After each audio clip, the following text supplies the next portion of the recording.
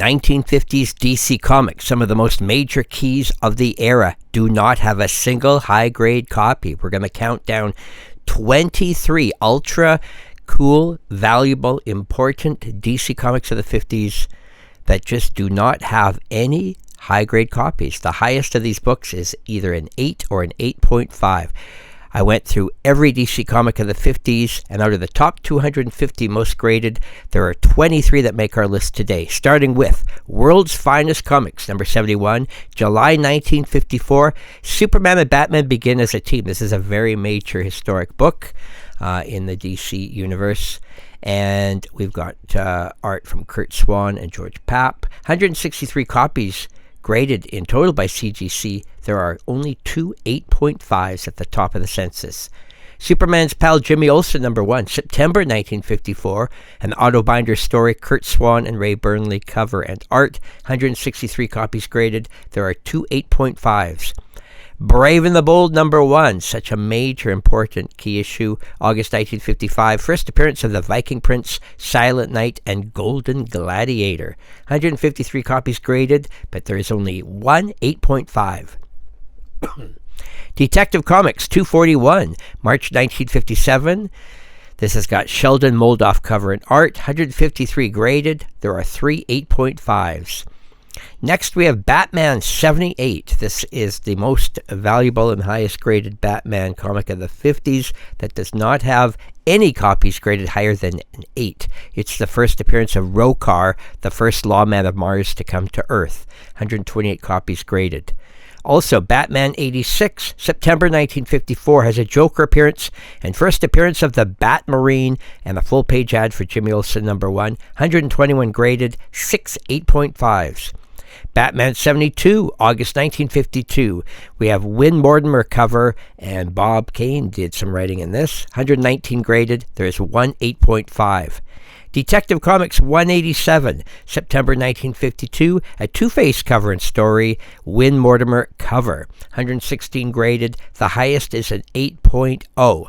Detective Comics 211, September 1954. Catwoman cover and story. Full-page ad for Jimmy Olsen, number 1. 104 graded. There are 5 8.5s. Batman 96, December 1955. Bill Finger's story and Win Mortimer cover. Sheldon Moldoff also worked on this issue. 102 graded. There are 2 8.5s. Batman 91, April 1955. Dick Sprang, Sheldon Moldoff, and Charles Paris art. Win Mortimer cover, 88 graded. There are 2 8.5s. Batman 89, Professor Carter Nichols appears. This is the last pre-code issue. Bill Finger's story, Win Mortimer cover. There is only an 8.0 at the top. Superman 106, the origin of Superman is retold. Lex Luthor appears. Al Plastino art, 83 graded. There are 3 8.5s. Detective Comics 203, January 1954. Catwoman appears, and Captain Compass and Mysto begin, and we have origin of Mysto the Magician. 81 graded, 3 8.5s.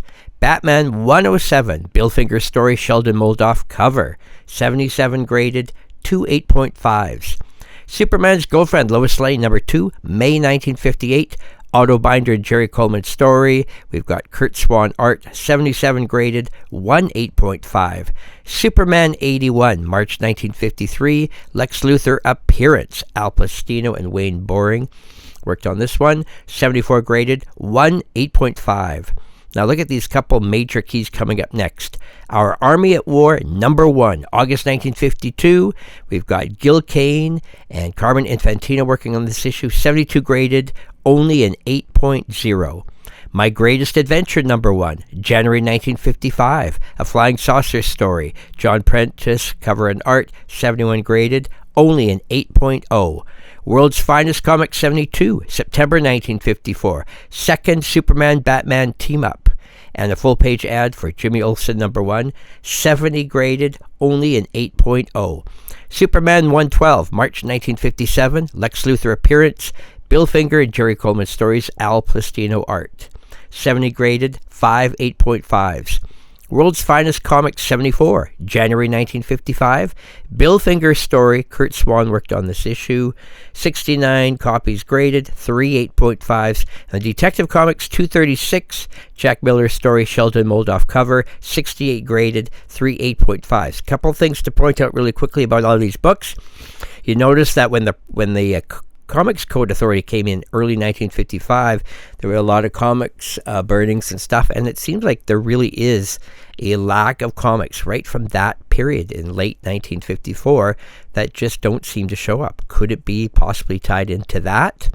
And another thing to note, that while none of these comics have a copy greater than 8.5, of course, yes, there might be some raw copies out there in existence that do grade 9.0 or higher. But keep in mind, we've had 25 years of CGC, and in all that time, we've never had one copy of any of these books make the census, so it really seems like slim pickings. So these are major key books, and it's unbelievable that just no high-grade copies have ever been graded.